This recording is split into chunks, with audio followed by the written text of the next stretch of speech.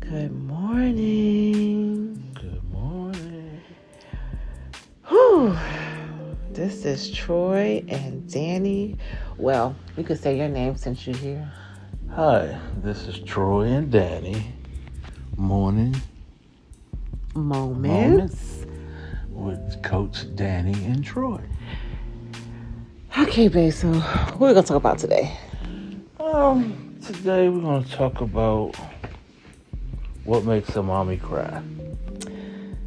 Heck, everything makes me cry. Don't have to be titled mommy for me to cry. Okay. But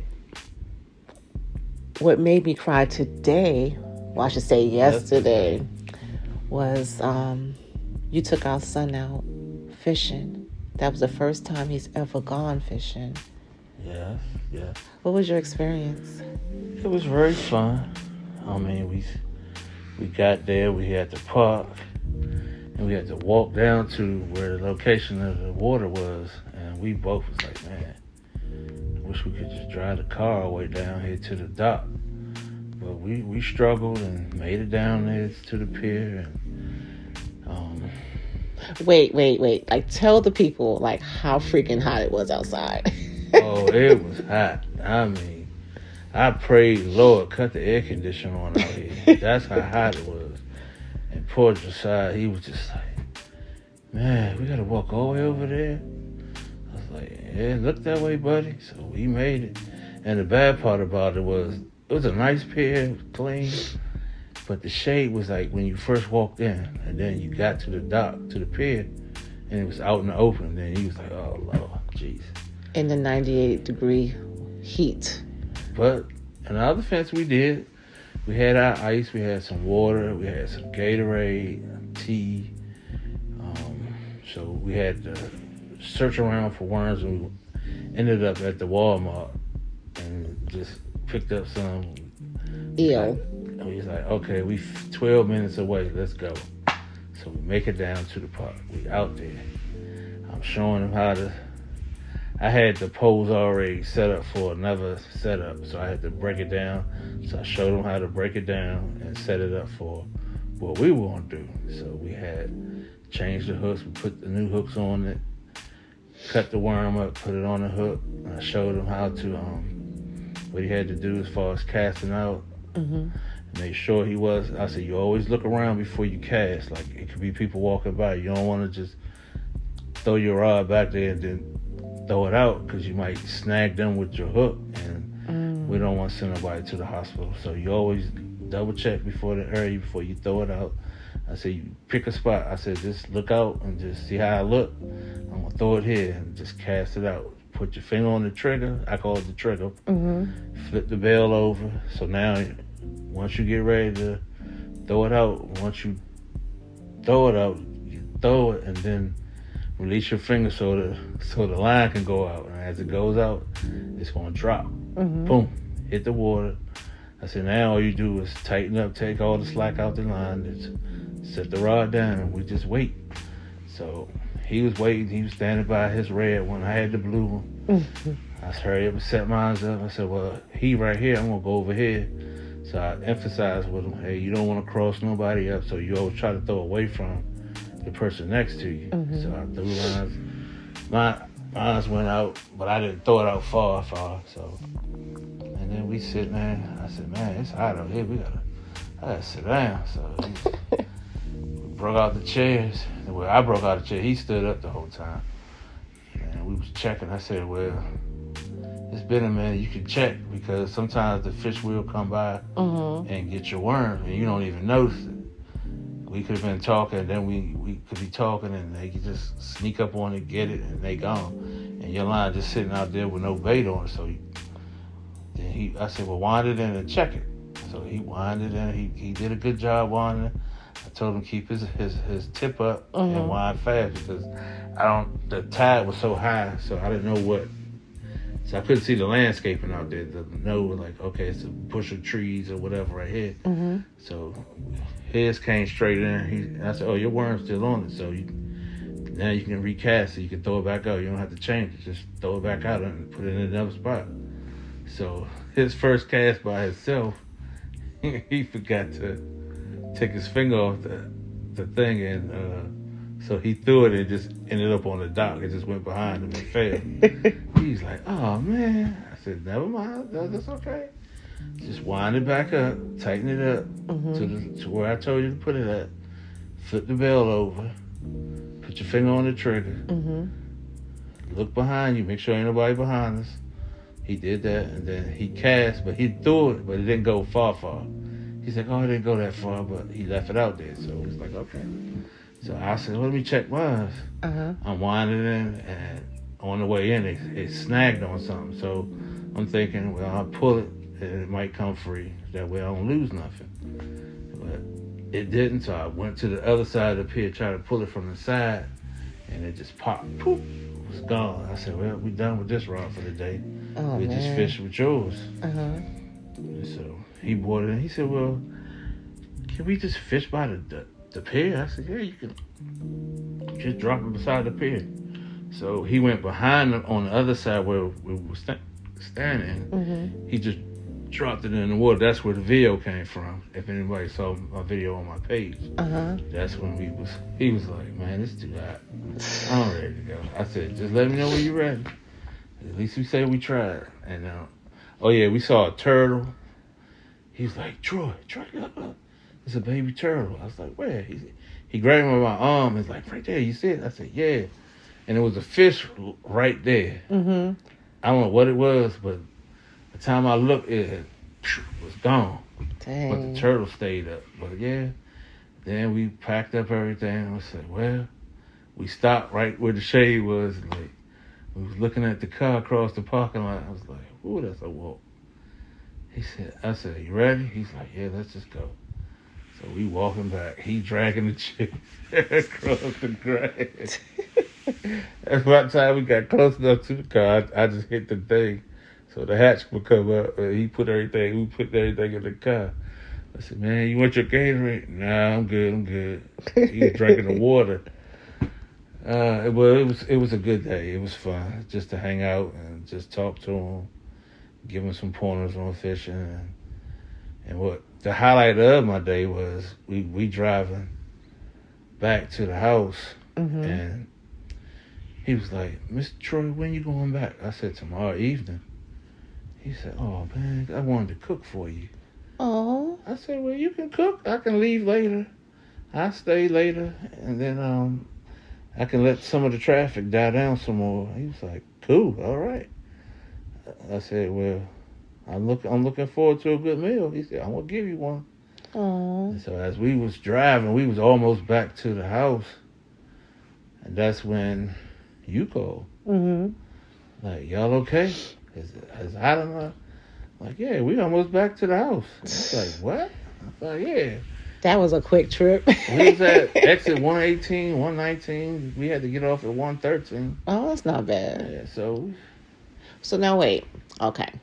So for me, I have to say this.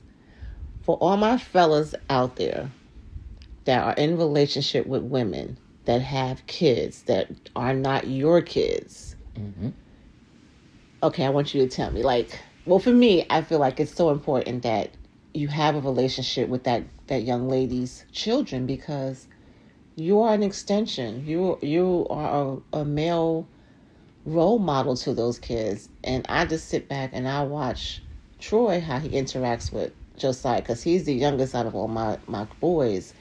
The other ones are already men. So, but he's still coming into becoming a young man. And the importance of having a male figure in that child's life is important. So, you need to make sure that when you are in these relationships with these women, that you raise these boys to be men. We can't do everything. We can do a lot, but we can't do everything.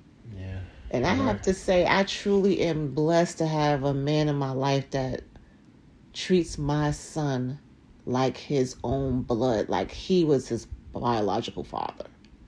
He shows up for him. He prays for him.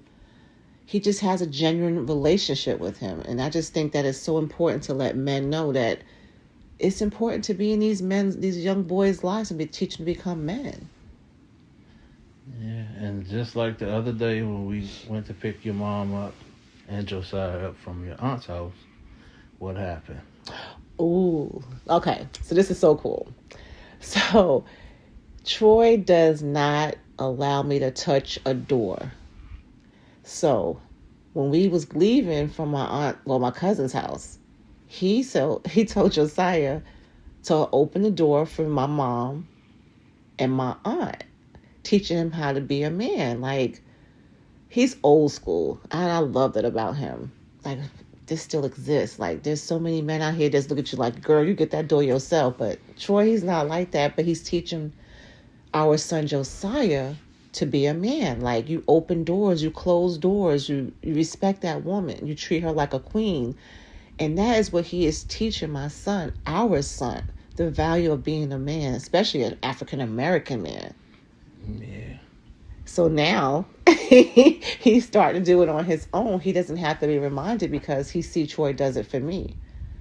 Same thing when we went to get something to eat that night, and he went out to the car to get something for you, and he came back. It was a lady coming out, and what did he do? He held the door open for her, let her go out, and then he walked in, and it was another lady that came in. He held the door for her, and she came in. He came in behind her, and then I was like, "Good job, I seen you." But she was looking at you. She was trying to get your number. She wanted to holler at you. He's like, "No, she's 25. She's too old for me."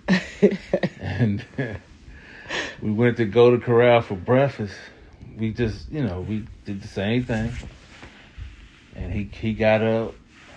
He opened the door for us. He held the door for his mom. He let his mom in, and I came in behind him. I said, "Thank you, Joe." He said, "You're welcome." So we go, pay for our food, go sit down at the table. We sitting down there talking amongst ourselves, and this lady and her daughters came in. And I was like, "Joe, she looking at you. He looking at you." He's like, no way. I said, "You got two of them over there, probably over there fighting over you." And so, and when we left out, he did the same thing. He held the door. And by the time we walked over to the car, I believe he opened the door for you. Or did I? No, I think you did this time. Yeah. But it's just the importance of just showing these young guys, hey, be a gentleman. I teach my son that. I taught him that. Like, look, be a gentleman, even for your sisters. He has 3 sisters ahead of him. So I was like, what do? You hold the door open for them, let them walk in. Or if they come and somebody's coming out while you trying to come in, you let them out first, and then you walk in. And so it's just the little things I try to embed in my son. And now I'm doing it with Josiah, my now son.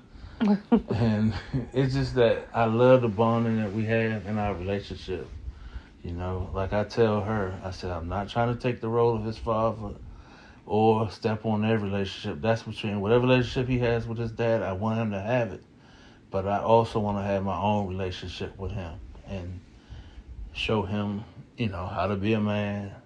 And you're doing that. Like, I see this shift. Like, when you first met him, he really enjoyed you, though. We played Uno and we spanked that butt. But anyway. Whatever.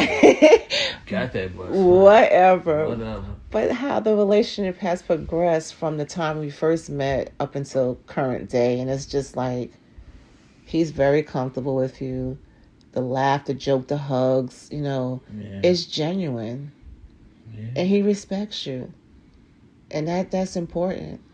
Because if I'm just being honest, a lot of times biological fathers and mothers get jealous of the relationship that you have with the child that's coming, you're coming into this relationship with a child. True. It's not slighting them. It's just, it has to happen. You can't just be with someone and the relationship doesn't develop, but you also can't be the mean person, like, oh, well, he's not your father or she's not your mother. Why can't we all just co-parent and get along? Yeah. It's a beautiful thing. We can all get along. Yeah, you're right. I mean, I was in a relationship with a young lady. We were dating, and one day she decided to call, say, "Hey, why don't you come over? We're having the family over. We're having a little get together." I was like, "Okay, cool." She said, but there's no kids. I was like, oh, okay, no problem. I show up. She come to the door, and then I see kids running around in the house. And I'm just like, in my mind, I'm like, you just told me the other day wasn't going to be any children there. Mm-hmm. So now I'm kind of in my feelings because my kids could have came. Mm-hmm. All she had to do was say, well, bring your kids. You know, they were young adults or adults at the time anyway. So that it's up to them. They said, well, no, I don't want to come. Or thank you, tell her thank you, but I had something else to do. But she didn't even give me that option. She just made it seem like it wasn't going to be nothing but adults there. So I get there, and there's kids, her nieces and nephews running around. I'm like, okay. So then I just left. I was like, she's like, you gone? I said, yeah. And I left. Mm-hmm. And when I met you and I was telling you the situation with that one, and it was just like, that's crazy. It's not just you, it's your family too. Right, because when you get in a relationship with, whether it be the male or the female, and they have kids, you don't just accept the person that you're dating, you accept the whole package. Right. There's nobody, if somebody invites me somewhere and I'm telling them that I have a family and they don't include them, we're not going. Right. We're just not going to go. We're not going. I'm not doing it. And then she tried to call me and try to justify it. I was like, nah, I'm good, thank you. And I left it alone. Because guess what? 8 is enough. We got 8 kids. That's right. We have one that's in heaven, but we still got 8 kids. So That's 8 right. is enough. So just remember, if y'all invite us somewhere, it's a whole package. It's a package. So just letting you know, word to the wise. Yeah, and just like I said, I just love the fact that I have a relationship with Josiah, and it's growing. I'm comfortable with him. He's comfortable around me. And Oh wait, you didn't tell him that he asked you to teach him how to drive. oh yeah. Ain't that beautiful? On the way home, he was just like, "Hey, Mr. Troy." I said, "Yeah, what's up, Joe? What's up, Josiah? Hey, when your next visit back here, can you teach me how to drive?" I was like, "Sure, no problem." And also, we had this thing. I was like, when I come, I told Danny that, hey, I want to clean your car while I'm here. So I said, you know what? But I'm going to get Josiah to help me. And so it was just like on and on and on. I said, I let him know before I came. I said, we're going to be washing your mom's car. He's like, all right, cool, we can do that. So we just been playing around with him. It was too hot. And she was just like, I don't want y'all to you don't have to clean the car. I'll just take care of it later. I was like, nah, we can wait. Or we can, We got plenty of time for you to wash a car. So he was like, so every time he was at the table, I kept reminding him, I said, hey, don't forget, when we get back home, we got to wash the car. He's like, oh, really? You serious? I'm like, yeah, we can wait till later. Let the sun go down a little bit or whatever, or let you get some rest, or I'll let you play your game for a little bit, but when I'm ready to go, we got to go out there. He's like, all right. So today, I was just like, we pulled up to the house, and he hit the garage to come up. I said, oh yeah, we got to pull that out. We got to wash it. We got to do it right now. I said, nah, we whipped from the heat. I said, we'll wait. He said, all right, we can wait. So we kept playing around. Then he came in the room for something. I was like, oh, okay, it's time. Let's go. He's like, really? We got to... He said, and he even said, I'll get up at 5 o'clock in the morning tomorrow to go wash it. I was like, nah, you ain't going to get up at no 5 o'clock. He said, I will. I promise you I will. I said, yeah, okay, whatever. We was going to wake him up at 5 o'clock and see if he wants Yeah, to change his story. Go in there and wake him up. Joe, let's go. The car's out in the driveway. Let's go. You said 5 o'clock, right? But no, it's just a joy to just clown around like we do, and it's just a joy. And being around him and just seeing him had a special glow on his face, and he's just comfortable. Very comfortable. I have not seen him smile like that and just be genuinely him. Like, he's a good kid. He don't have any problems. But like, since you've been in his life, like, I've seen a change. Yeah. He needs that male role model, and you give him the things that he needs. Like you said, you're not taking anything away from his biological father.